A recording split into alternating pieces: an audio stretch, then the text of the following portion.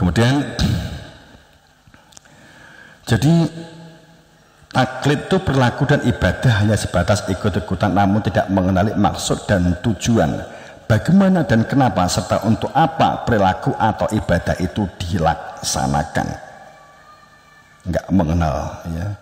Kemudian bid'ah itu menjalankan sesuatu tidak kenal yang memerintah, merasa diperintah padahal nggak sejaman, dan padahal juga tidak pernah diperintah kecuali hanya rumangsane diperintah. Itu kan bid'ah. Kejem enggak toh? Tapi definisinya memang ini loh piye ya, dibuka wae kan mesake.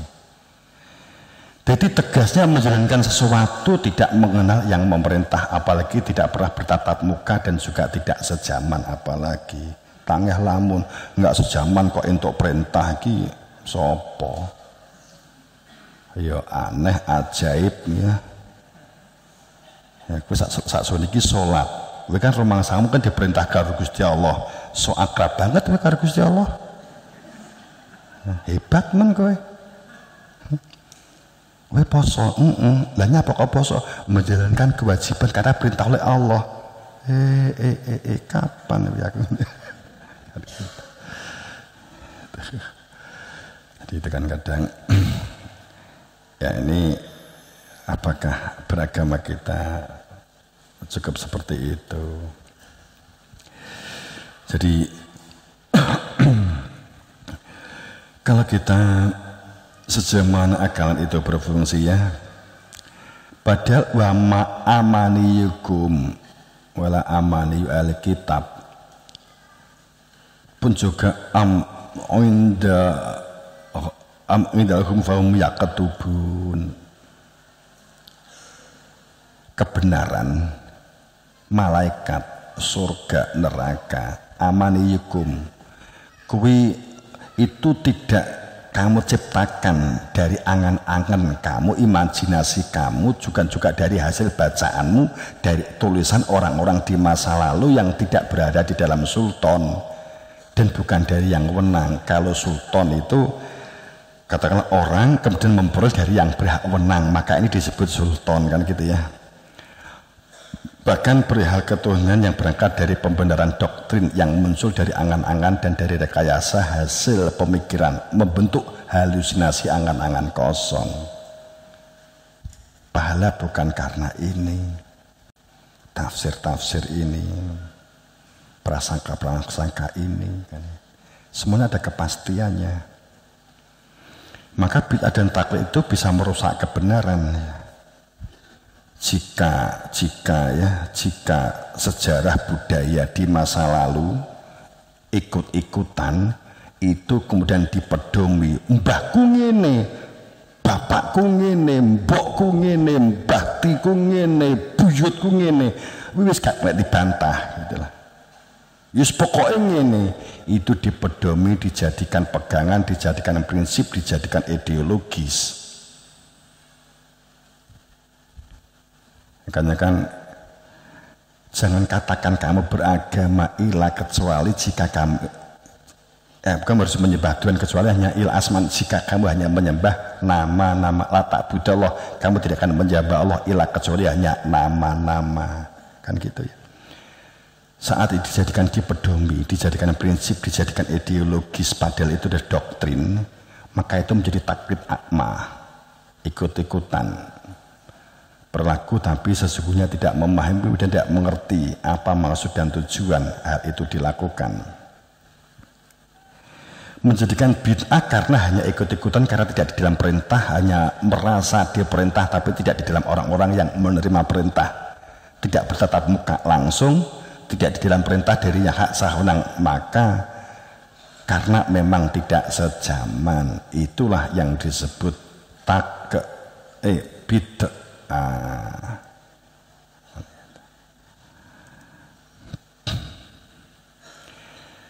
Supaya kita tidak berada di dalam sebuah keimanan yang berangkat dari anggapan dan kepercayaan dan keyakinan tanpa sebuah bukti dari sebuah instrumen indera yang telah Allah lengkapi, ada indra rasa, itu digunakan untuk bersaksi. Indra pengecap yang bersifat fisik untuk mengetahui ini sebagai ayat-ayat Tuhan, untuk membedakan asin, pahit, getir, ya, manis, asine uyah, asine itu, asine ya gila nih arep tak terus nih. Arep muni umbel muni dhisik aku. Asine kelek kan gitu. Itu sing tinggi membedakan itu rasa. Tapi ada rasa sing manggon di jero. Al insanu siri, menungso itu intine rasane, dan untuk mengenali siri bahwa ingsun berada di dalam rasa hambaku, istauda'tuhu min ibadi. Itu kan, itu instrumen yang digunakan untuk menyatakan bersaksi, duduk meripat, duduk kuping, duduk utek. Nah utek akhirnya kan jadi filsafat, saya mumet malahan begitu. Karena keimanan itu masalah ketaatan dan kepatuhan, ketundukan, kenal, mengenal, dikenal. Bukan perihal anggapan, perasaan, dan intuisi. Bukan perihal praduga, kira-kira, dan prasangka. Makanya ada di dalam sebuah surat Al-Baqarah itu bahwa terungkap bahwa apakah setiap kebenaran sang pembawa risalah datang memberi penjelasan kepada kamu adanya sebuah ilmu supaya kamu ada ingatan keberadaan Tuhan, ilmu supaya akan membuka hakikat kehidupan, hakikat manusia, ilmu alimul ghaibi wa syahadati yang tidak sesuai dengan angan-anganmu, tidak sesuai dengan pikiranmu, tidak sesuai dengan kebiasaan yang kamu anggap benar, kamu menyombong, maka beberapa orang kamu dustakan dan beberapa yang lain kamu matikan. Bisa kamu matikan secara fisik, matikan secara karakter, matikan dengan difitnah, kan begitu.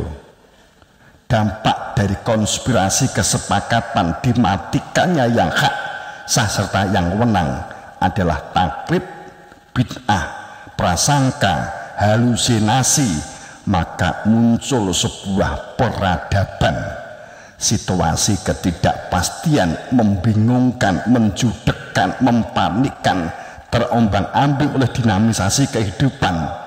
Apa yang harus dilakukan saat ini besok ngono, seumben ngono, piye iki, aduh ya Allah, aduh segitu kan, akhirnya mau sambat tok.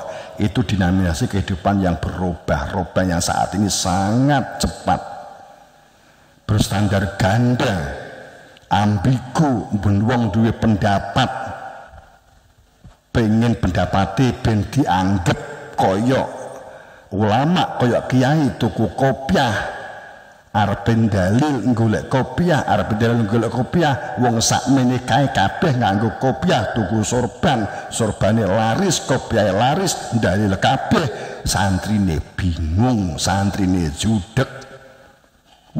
Tibake wakeh banget wong iso dalil, endi sing wenang, endi sing hak iki, endi iki yang gitu. Bingung, judek, geblek, kan gitu.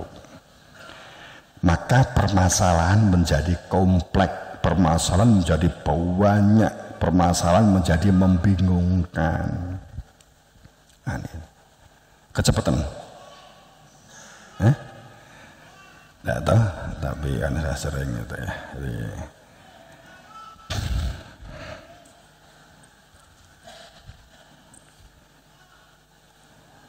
ya. Maka sangat jelas dan gamblang ya bahwa awal kehidupan itu adalah makrifat, kenal, mengenal, dikenal. Jadi harus mencari ilmu, harus mencari ilmu. mutlak. Man laisa sahfa syaitanu saikhuhu, harus mencari guru yang dapat menunjukkan jalan kembali. Dan makanya di dalam surat Luqman 15 bahwa watabi sabila man anaba ilayya, carilah orang yang tahu persis, dapat menunjukkan jati diri fitrahmu, yang mengetahui persis tentang siapa Allah, apa itu surga, apa itu neraka dalam kepastian, bukan dari katanya dan dari bacaan ke bacaan. Makanya pemahaman itu kan memang butuh proses kesadaran sehingga menjadi sebuah pencerahan. Oke. Sehingga kalau kita berbicara ini, tadi saya katakan bahwa supaya di dalam kepastian itu membutuhkan ilmu, al-awal dari makrifat itu membutuhkan ilmu. Ilmu itu seperti apa sih? Supaya dapat membedakan antara wawasan, pengetahuan, dan ilmu. Itu seperti apa? Ayo kita mulai. Di pada saat kita berbicara tentang sebuah apa yang dimaksud dengan wawasan, kita sering berbicara tentang wawasan. Wawasan itu informasi atau berita yang diberi langsung melalui indera penglihatan, pendengaran, dan akal pikiran. Maka hal tersebut disebut sebagai pengetahuan, knowledge. Sedang wawasan itu adalah informasi-informasi yang berkeliaran, data-data yang berkeliaran yang ada di internet. Itu adalah informasi-informasi yang bisa menjadi sebuah wawasan, menjadi sebuah wacana. Wawasan atau wacana itu bersifat intuitif, bersifat perasaan, bersifat opini, bersifat pendapatnya masing-masing. Maka itu adalah wacana, wawasan. Bisa menjadi sebuah ilmu, knowledge atau pengetahuan. Jadi ada wawasan, ada knowledge, ada science. Kalau dibahasakan kita, ada wacana, intuisi, ada ilmu, ada pengetahuan, ada ilmu. Saya tambah ada al-ilm, ada al-ilm, alimul ghaibi wa syahadati. Informasi atau berita yang diperoleh langsung indera, kita melihat, kita mendengar bahwa garam itu asin, kita mendengar bahwa mendung itu putih, kita melihat bahwa rel itu lurus, itu digunakan untuk kereta api, kita melihat langsung. Maka disebut itu knowledge, itu pengetahuan. Tapi pada saat ada orang menginformasikan bahwa ternyata rel kereta api itu dari besi, tapi kamu belum pernah melihat, maka itu kamu percaya, itu kepercayaan. Nah begitu posisinya. Gue diinformasikan, sok gue melakukan ini, sok itu kepercayaan. Apakah posisi agama itu di wilayah budaya, kepercayaan, intuisi, atau ilmu? Di mana posisi agama? Di mana posisi iman?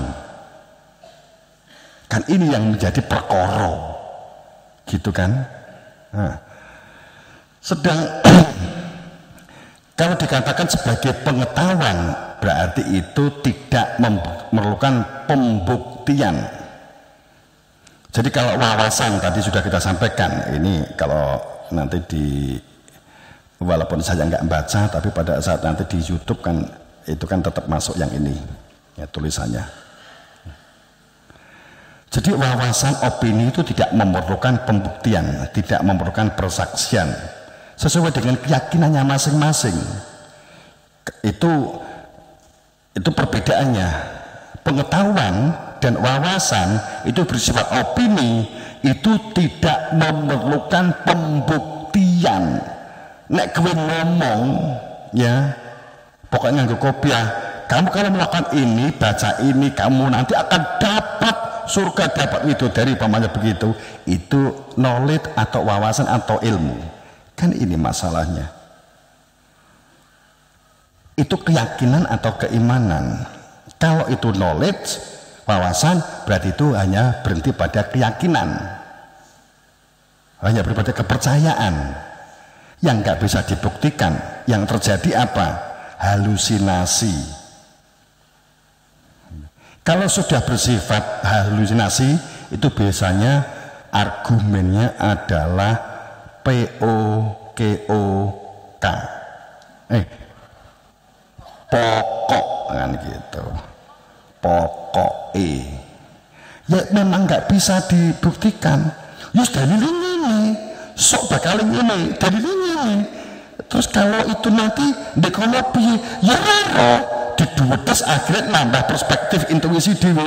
Oh ini kira-kira ini suatu saat hilang, akhirnya menjadi di surga kuwi sok wite mlengkung dewe, we mlebu mutik ngene mlengkung dewe. Awalnya gak ngono, mergo jamaah itu dedes pripun di surga benjing widodari wedoke pripun, nek lah bojo kula pripun, orang yang iman yang perempuan pripun, wis ditakoki semua, ya dalile ngono. Lah nggih pripun? Akhire kepaksa.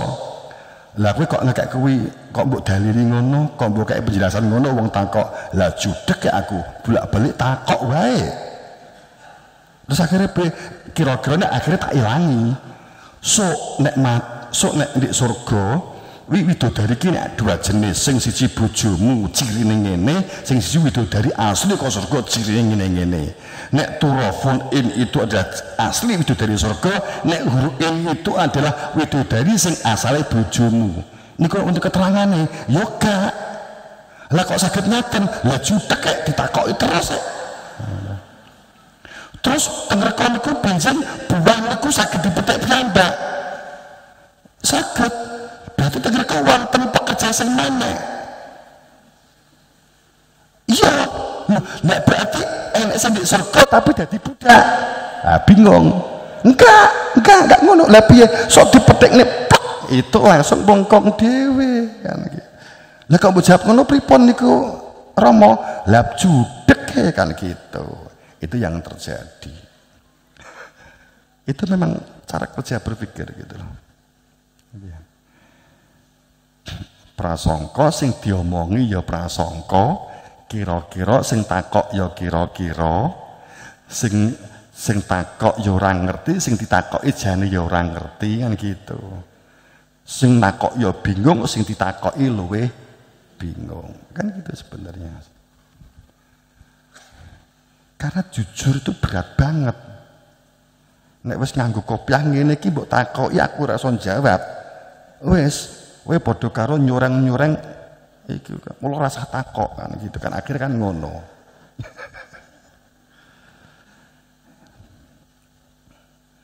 Takok kan takok perspektif. Kan gitu. Intuitif.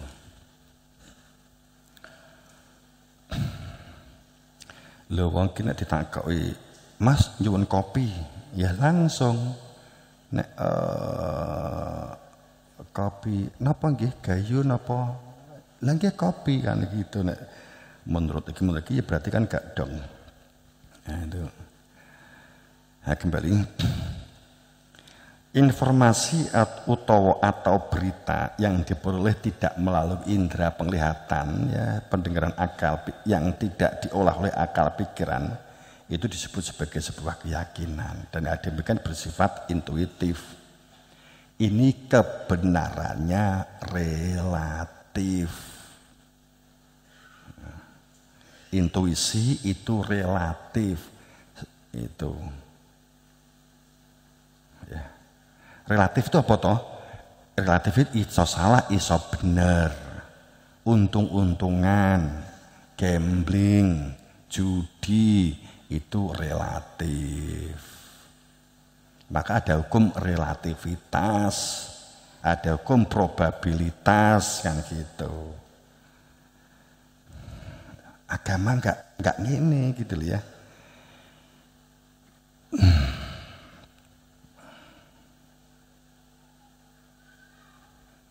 Ini kan untuk penegasan saja.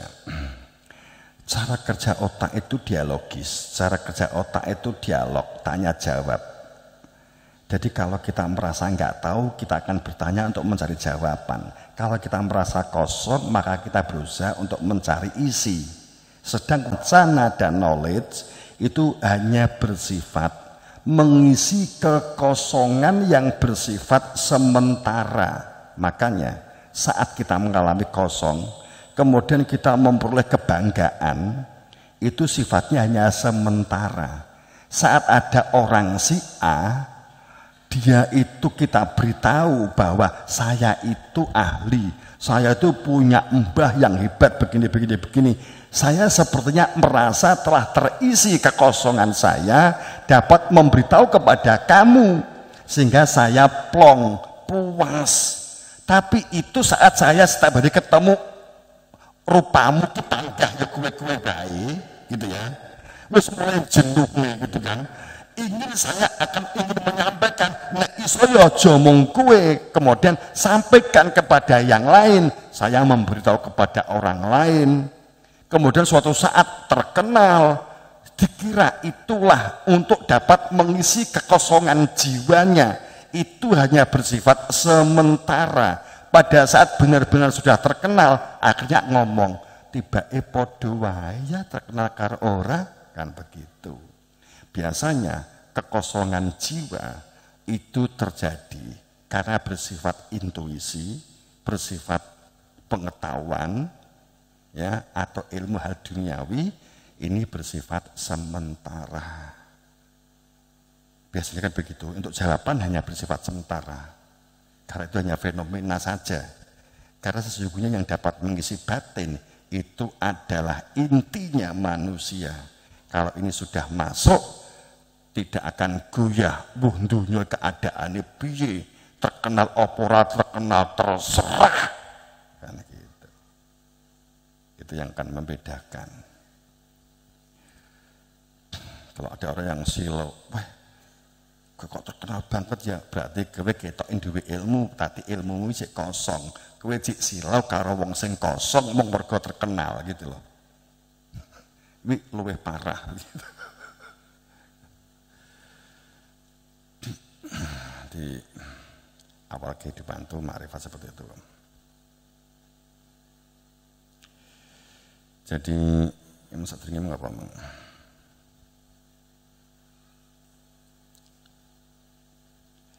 Nah, inilah awal kehidupan sesungguhnya makrifat. Isi itu adalah makrifat, mengenal. Kalau wong urung duwe bojo, isinya itu adalah berkeluarga.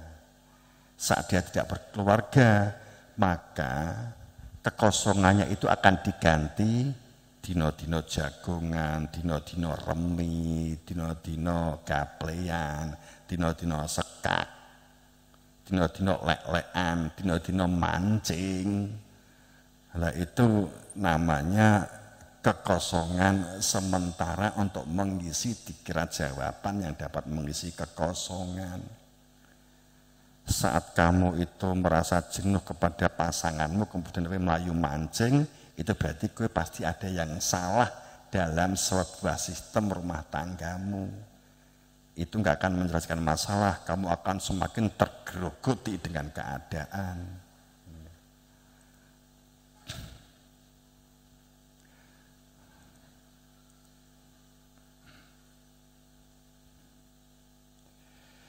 Wawasan atau wacana dan knowledge atau pengetahuan itu hasil dari sebuah penangkapan informasi atau berita yang tidak melalui analisa, tidak melalui tafakur, tidak melalui hipotesa, tidak melalui pengamatan dan pencermatan. Seseorang menerima begitu saja informasi itu, maka ini sudah disebut sebagai pengetahuan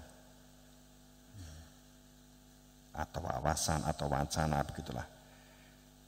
Tapi pengetahuan atau knowledge, pengetahuan yang seperti ini bersifat subjektif atau subjek, tergantung pada siapa yang mengetahuinya.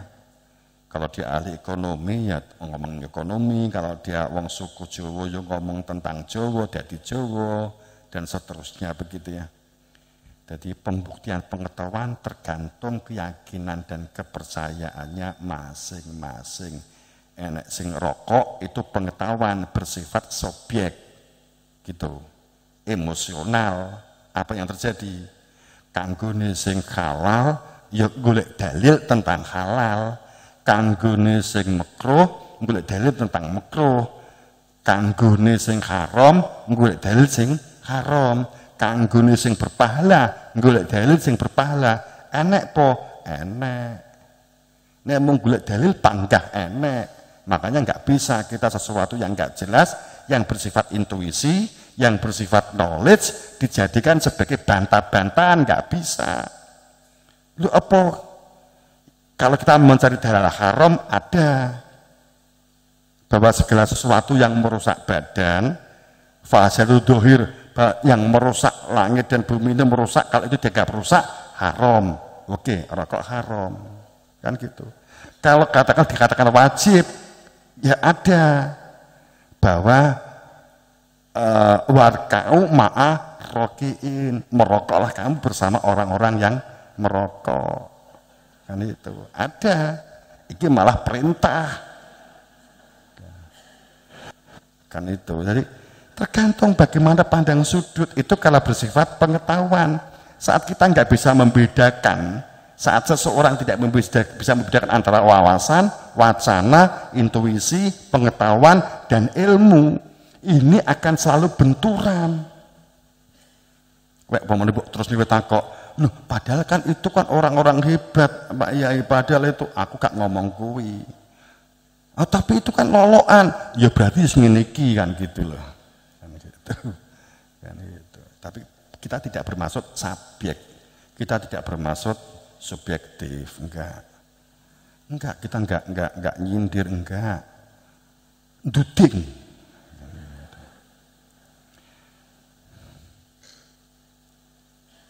Sedang sebuah ilmu itu dibuktikan dengan metode keilmuan, biasanya bersifat disebut ilmiah, yang sistematik dan terstruktur.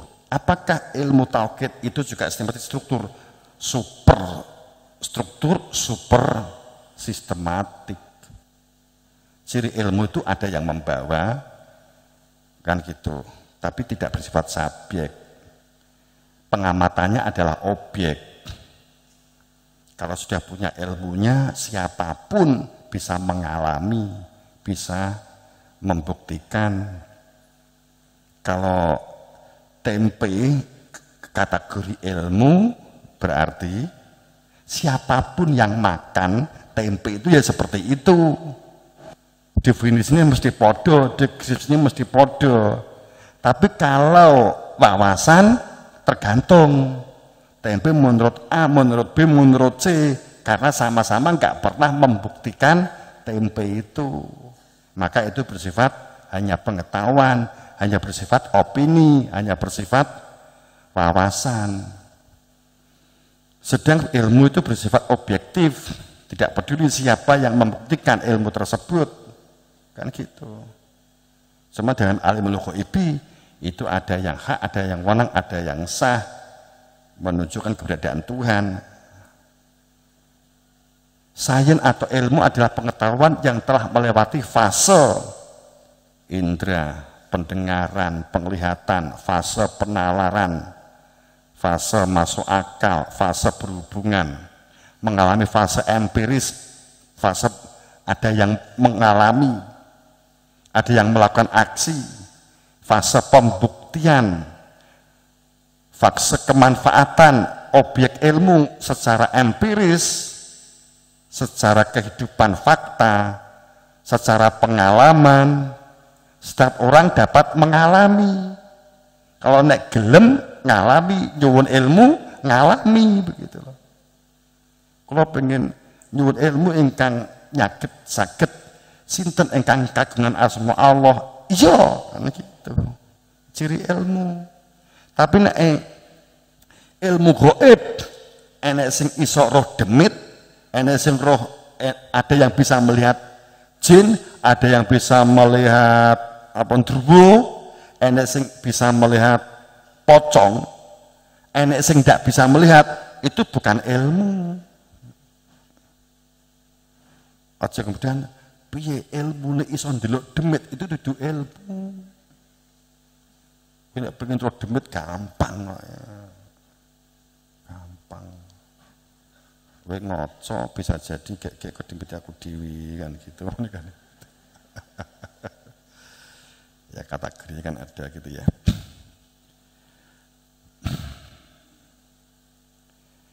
Pijakan sebuah ilmu itu ilmiah, unsur logis, bisa diamati, diverifikasi ya. Jadi logis. Ada instrumen di dalam setiap manusia, ada babal batinu fi rohmah, ada pintu, rohmah pintu kembali, setiap orang punya. Selama seseorang itu di dalam dadanya ada pintu pulang, berarti setiap orang itu bisa mengalami. Garek gelem apa ndak untuk mencari siapa yang berhak menunjukkan itu. Itu pasti ciri ilmu gitu loh. Enek jamaah, enek ahline. Kemudian ilmu itu pasti ada fase aksiologinya. Ada guna kemanfaatan bagi orang banyak, ada kemanfaatannya. Mengikat, merekatkan. Padahal ilmu tauhid ini justru kalau kita nyuwun ilmu keparingan menjadi gamblang. Ini hadam ummatukum wahidah, bukan masalah fisiknya. Tapi ruh dari diri yang satu ini ternyata kan begitu. Nek wis ditunjukkan ilmu nih kan gitu. Ya kejaman biyen ya ngene iki selalu disalah pahami. Jadi makanya bagaimana sih kebenaran? Kebenarannya bahwa wawasan wacana itu bersifat subjek, berangkat dari anggapan. Maka wawasan atau wacana kepercayaan itu intuisi, tidak memiliki kepastian, maka kebenarannya relatif. Pada saat kebenaran itu didapat dari opini, dari akal pikiran, dari bacaan, maka bersifat relatif. Seharusnya kita nggak bisa memutlakkan atas apa yang kita baca karena kita tidak mengenal, maka itu adalah wawasan, maka itu adalah relatif. Kepercayaan atau intuisi bersifat pendapat yang tidak terbukti apakah benar atau salah, melainkan hanya mengisi kekosongan dari suatu intuisi atau perasaan saja. Makanya saat kita berbicara terjebak dalam sebuah pengetahuan yang hanya berfungsi mengisi kekosongan atau pertanyaan-pertanyaan yang kita anggap sebagai jawaban, itu bersifat sementara.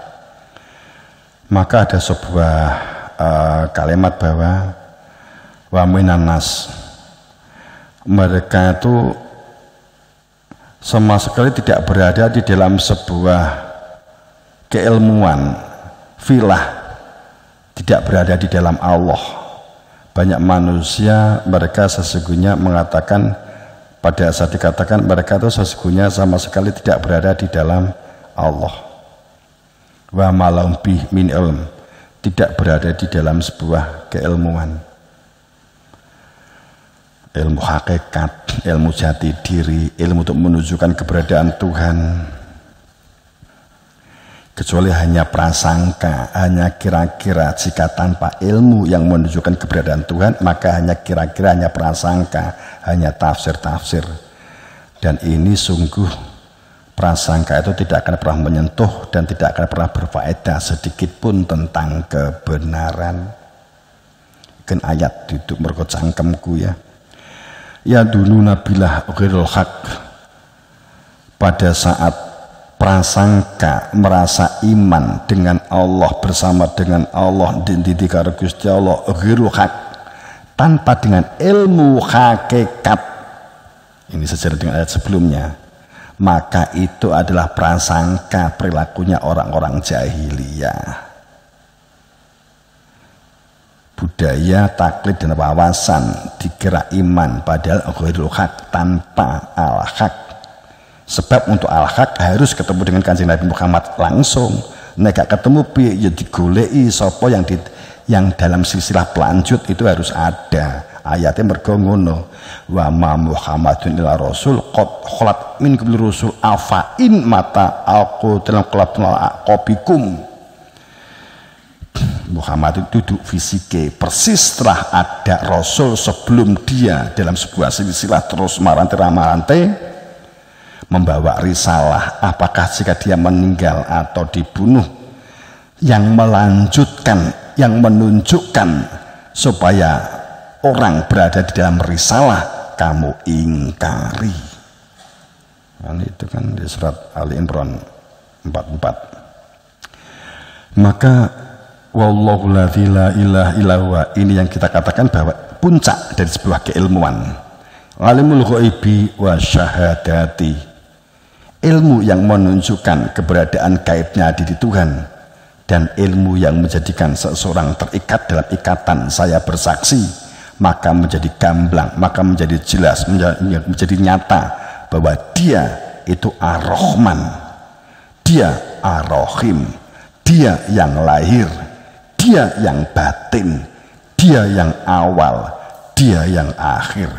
Maka menjadi jelas bahwa dia Ar-Rahman, potensi kehidupan yang menyertai kita kelahiran dan kehidupan berdunia semuanya adalah rahmanya Tuhan, diberdayakan, dibudidayakan, dikembangkan, dikonsolidasikan, disinkronkan, dimatchingkan, dan Ar-Rahim disatukan bersama dengan keberadaan diri Tuhan yang berada di dalam dada.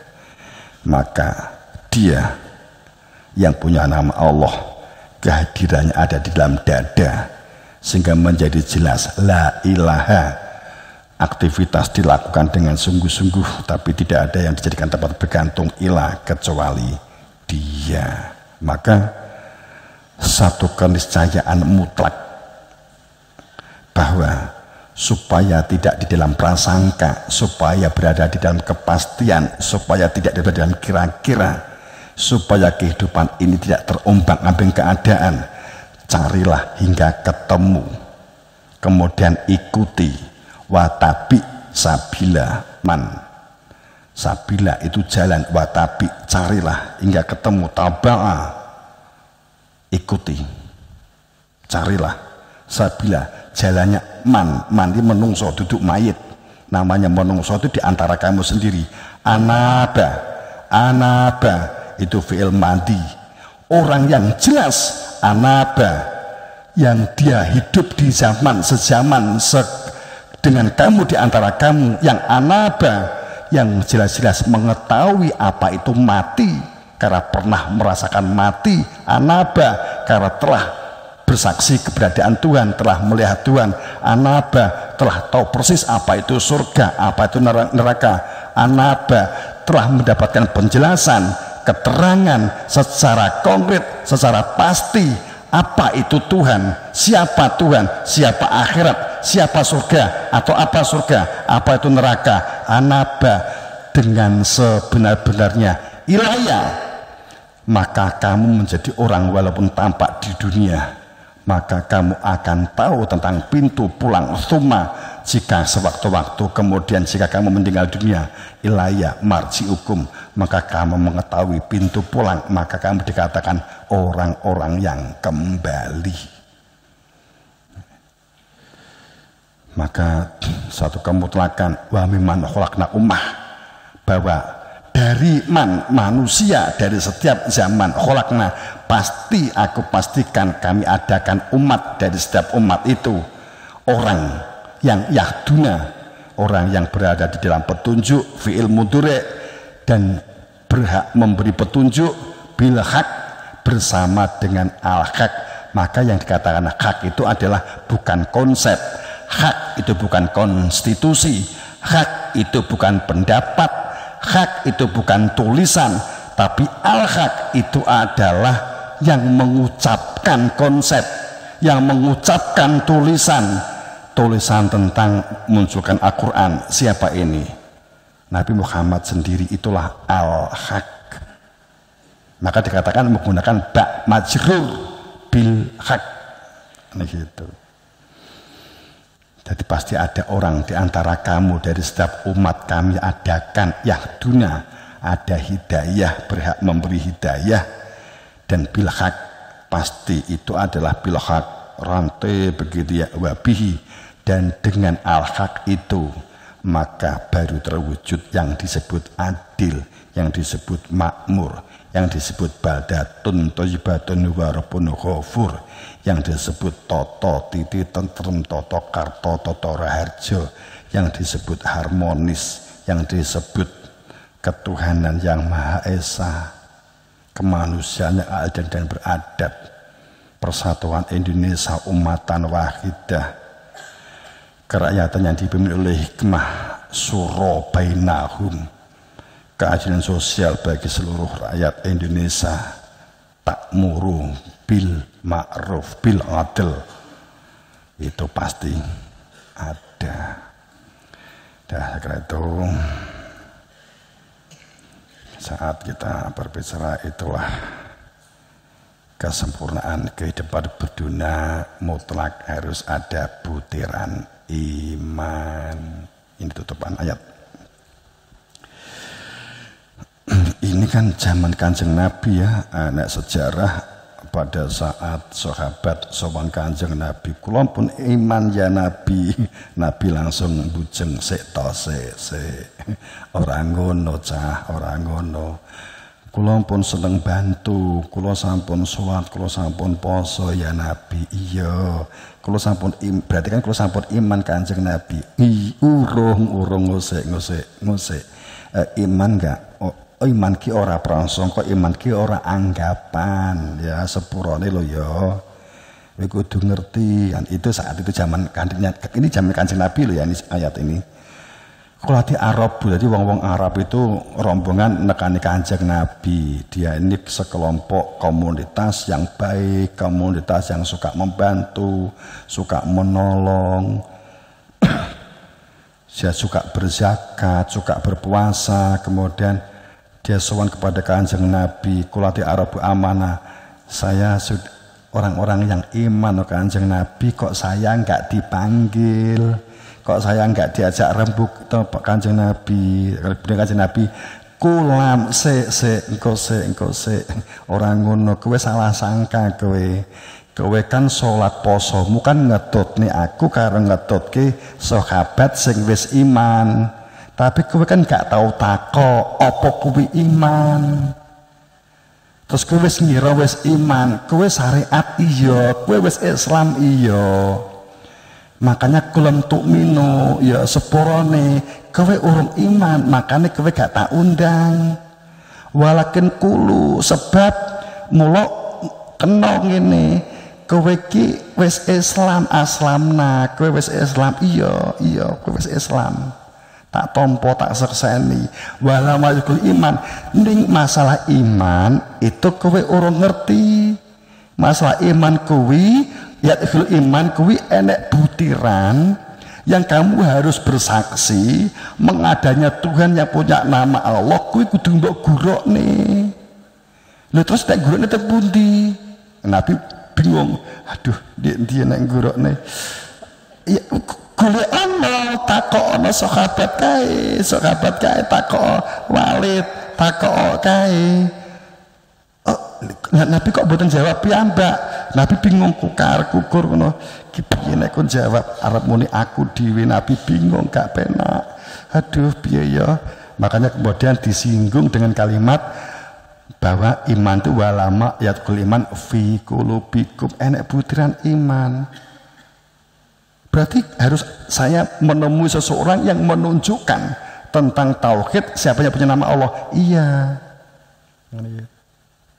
Kowe nek ngono, kalau kamu begitu, kamu maka disebut taat kepada Allah karena mengenal Allah, dan taat kepada Rasul, bukan fisik ini. Gitu. Aku yang mau sak dermo, Kanjeng Nabi kan begitu. Saya ngaku sak gede-gede dosa, urat nadi leher saya dipotong oleh Allah yang menuju ke jantung. Jika saya mengaku saya hanya menjalankan perintah Allah, kan gitu. Terus takokne, terus sinten Kanjeng Nabi? Golek ana kan gitu. Mulek kayak gitu kan gitu.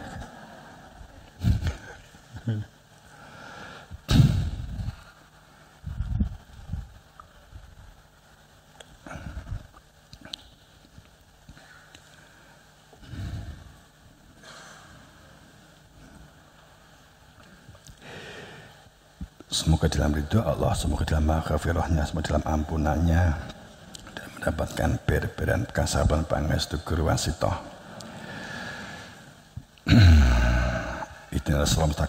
Assalamualaikum warahmatullahi wabarakatuh.